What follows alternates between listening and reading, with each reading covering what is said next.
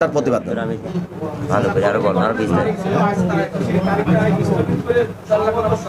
নেতা কর্মীদের নিয়ে বসেছি এখানে আপনাদের সামনে।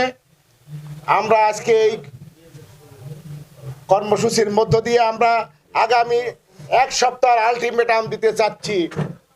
এক সপ্তাহের মধ্যে এই উদ্ভূত সমস্যা যদি সমাধান না করা হয় আমরা প্রয়োজনে রাজপথে নামতে হবে। আমরা কাফনের কাপড় পরে রাজপথে নামবো, আমরা মানববন্ধন করব।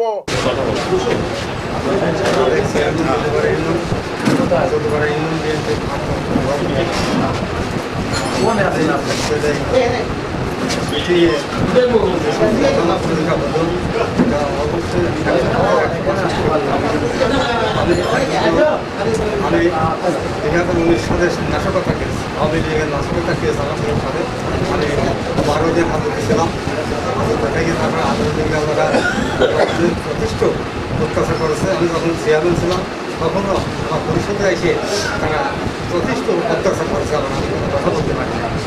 ভাই আমি আজকের যে এটা হলো এটা আমি সমর্থন করি এবং বিধি ব্যবস্থা চাই।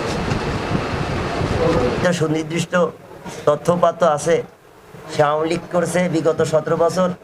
আওয়ামী লীগের ফুটেজ, আওয়ামী লীগের মিছিলে স্লোগান দিচ্ছে, সমস্ত তথ্যপাত্র আমাদের কাছে আছে।